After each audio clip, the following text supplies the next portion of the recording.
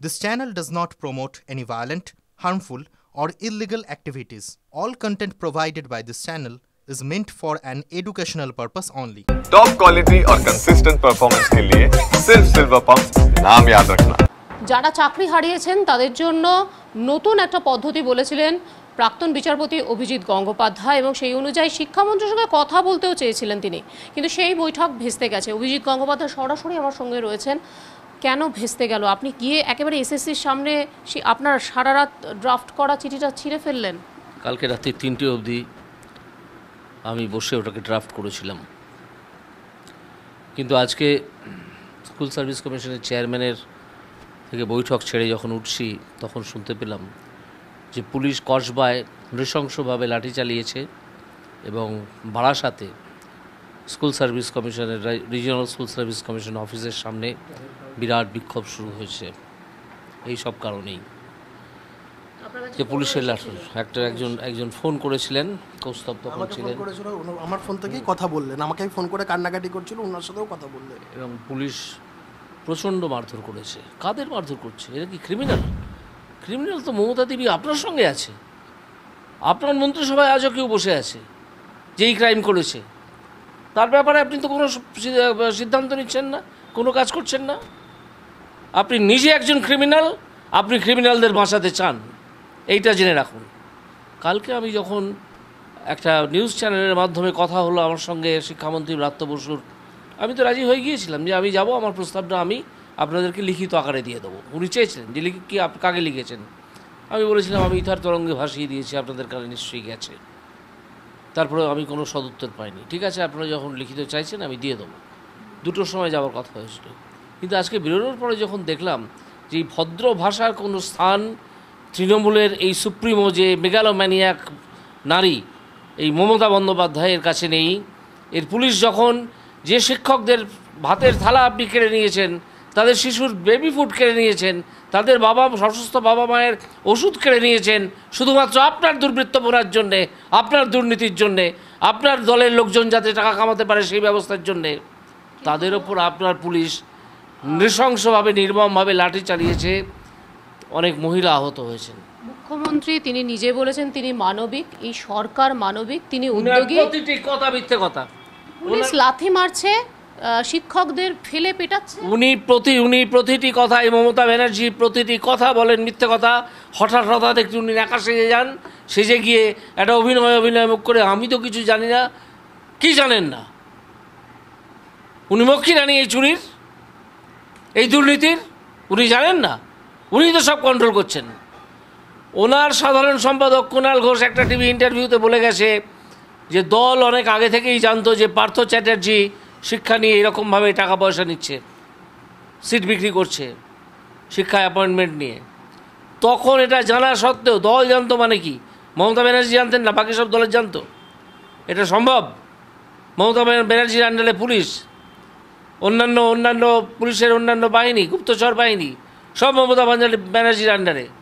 কি কৌস্তব? আপনি তো অনেক মামলা করেন যেখানে দেখা যায় পুলিশ নিষ্ক্রিয়। দুরকম মামলা হয়, অতি সক্রিয়তা, নিষ্ক্রিয়তা। আজকে যে পুলিশি লাঠিচার্জ আপনার মনে হয় প্রশাসনের সিদ্ধান্তের বাইরে? আমি বলছি এটা মমতা বন্দ্যোপাধ্যায় একদম প্ল্যান মাফিক করেছেন। অভিজিৎবাবু যেভাবে রাজনীতির ঊর্ধ্বে উঠে এই একটা সুষ্ঠু সমাধানের পথ বাতলেছিলেন, অভিজিৎবাবু যে কাজটা করেছেন এটা প্রকৃত অর্থে রাজনেতার কাজ, স্টেটসম্যান হিসেবে একটা কাজ করেছিলেন। এবং অন এয়ার টিভিতে তিনি মন্ত্রীর প্রস্তাব গ্রহণ করে তিনি যাবেন বলেছিলেন।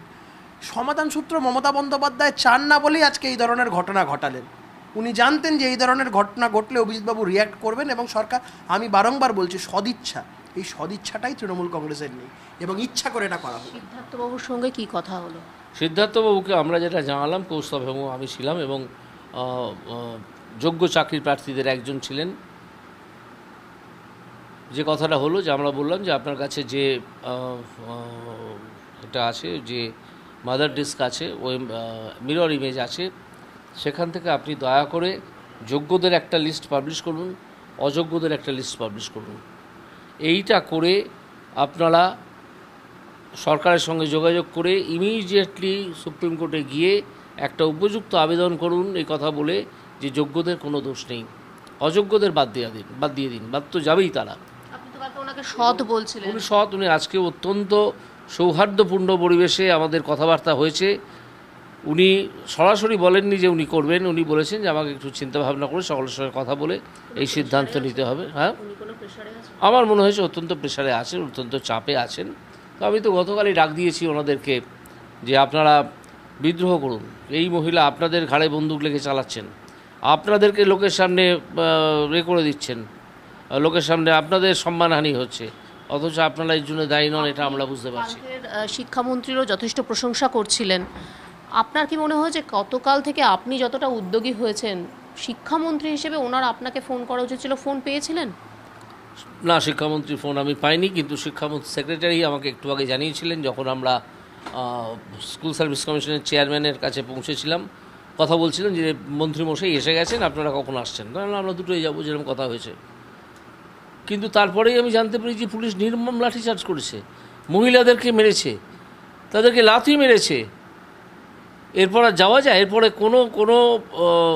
কোনো মানুষ, কোনো বিবেচনা বোধ আছে, এরকম কোনো মানুষ শান্তি নিয়ে কথা বলতে যাবে? আপনারা লোকজনকে মারবেন, ধরবেন, লোকজনকে এইভাবে, যারা কোন লোকজন, যাদের চাকরি আপনি কেড়ে নিয়েছেন।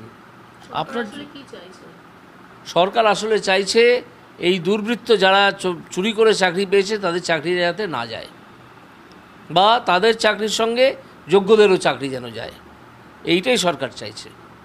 এছাড়া তো অন্য কোনো চাহিদা নেই তাদের। কারণ যারা করাপশান করে, দুর্নীতি করে চাকরি পেয়েছে, তারা আজকে লক্ষ লক্ষ কোটি কোটি টাকা ফেরত চাইবে। তো তাদের সংখ্যাটা তো কম নয়, 10,000-এর কাছাকাছি। আজকে যেরকম ডিআই অফিসে আমরা বিক্ষোভ দেখছি, আমরা জানতে পাচ্ছি যে এসএসসি অফিসের সামনেও বিক্ষোভ হওয়ার কথা রয়েছে আগামী কয়েকদিনের মধ্যে। আপনাদের কি পরিকল্পনা আছে কিছু? নিশ্চয়ই আমাদের পরিকল্পনা তো আছেই। সেটা আমাদের নেতৃত্ব, উপযুক্ত নেতৃত্ব, তারা নিজেদের মধ্যে আলোচনা করে ঠিক করবেন, এবং আমরা আমাদের দলের নির্দেশ অনুযায়ী কাজ করব।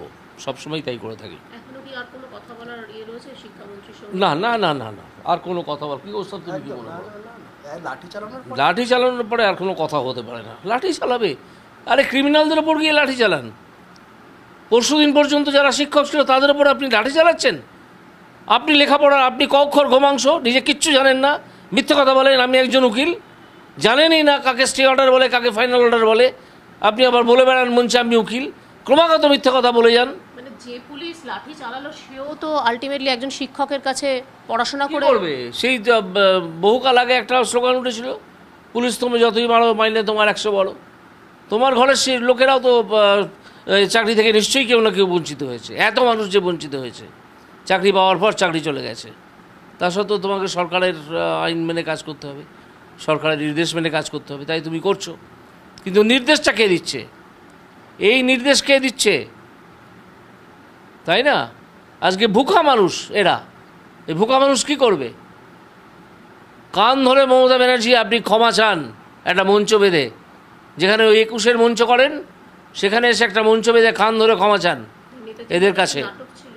নাটক ছাড়া কি? একেবারে স্পষ্ট ভাঁওতাবাজি। প্রত্যেকটা লাইন থেকে বলে দেওয়া যায় কত রকমের মিথ্যে কথা উনি বলেছেন, কত রকমের মিসরিড করার মতো কথা উনি বলেছেন। উনি কী করবেন? উনি বলেছেন যে আপনারা স্কুলে যান, স্কুলে গিয়ে সই করতে পারবেন। উনি জানেন যে সই করতে পারবেন না। কে সই করতে দেবে? হেডমাস্টার মশাই সই করতে দেবেন? ডিআই সই করতে দেবেন? ডিআই হেডমাস্টার মশাইকে নির্দেশ দেবেন না যে এদেরকে কাউকে সই করতে দেবেন না? যদি না দেন তাহলে সেই ডিআই অপরাধী। মমতা ব্যানার্জি বলে দিলেই হবে? সবাই কি তার বাড়ির কাজের লোক? সবাই একটা সরকারি নিয়ম কানুন আইন মেনে কাজ করে, চাকরি করে। আমরা শুনলাম সাংসদ অভিজিৎ গঙ্গোপাধ্যায় তিনি নিজের উদ্যোগে অনেকটাই চেষ্টা করেছিলেন 26,000 চাকরি হারা তাদের চাকরি যাতে ফেরত আসে, কিন্তু সেই বৈঠক আজকে শিক্ষামন্ত্রীর সঙ্গে সেটা কার্যত ভেস্তে গেল। ক্যামেরায় সুমিত দাসের সঙ্গে শ্রাবন্তী সাহা, TV9 বাংলা, কলকাতা।